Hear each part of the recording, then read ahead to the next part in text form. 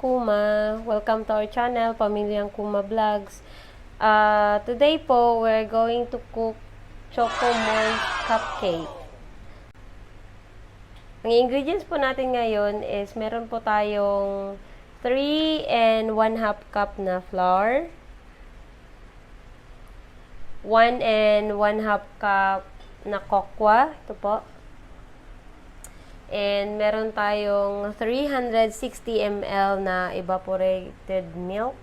Pwede din pong fresh milk mga ka-Kuma kung wala po kayong evap. Masarap din po siya ilagay sa cupcake.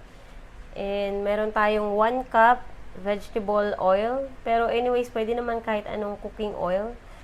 This time, ang ginamit namin is vegetable oil. And meron tayong 4 na egg.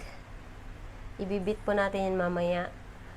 And 2 cups, mag-prepare lang po tayo ng 2 cups of warm water. And 2 cups din po na brown sugar.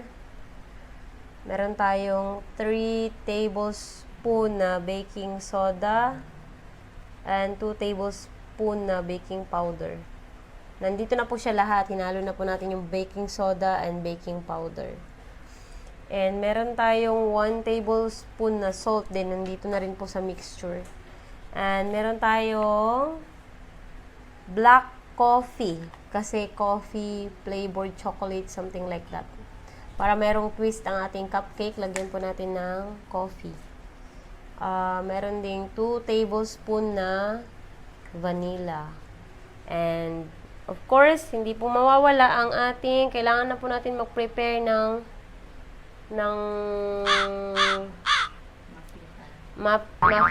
muffin pan para sa ating cupcake, sa ating mixture mamaya. Ilalagay natin ang mixture dyan.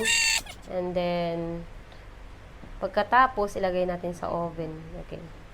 Okay, ang unang gagawin po natin mga ka-Kuma is, sa lahat ng baking, first thing is, ihahalo natin yung dry ingredients. So, una, yung flour.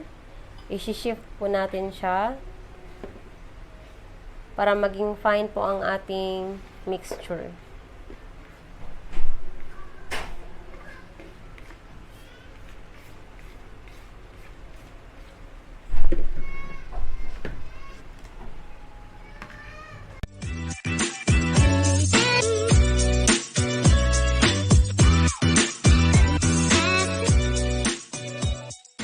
And next is yung cocoa. I-shift din po natin.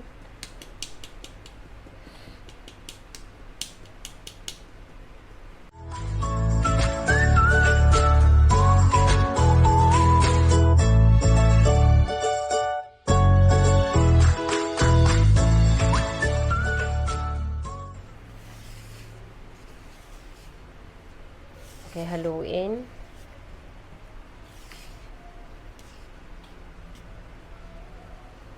At ilagay ang sugar. Brown sugar po mga ka-Kuma. Para talagang ang ating muffin ay talagang dark, parang dark chocolate. Haluin po ng maigi.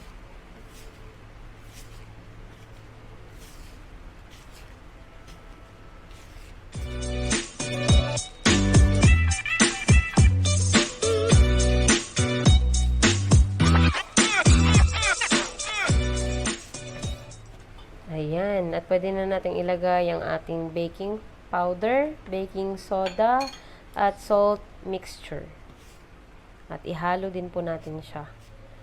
Kailangan mahalo natin ng mabuti ang ating dry ingredients.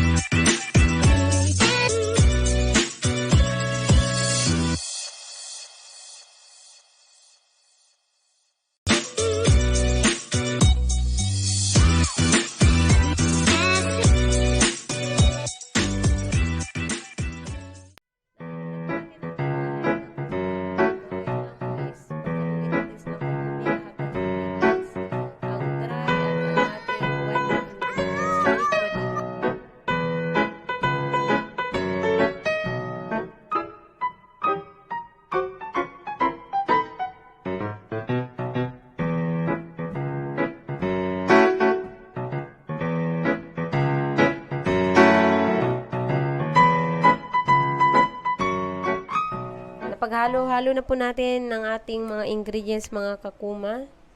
Na mix na po natin ng mabuti.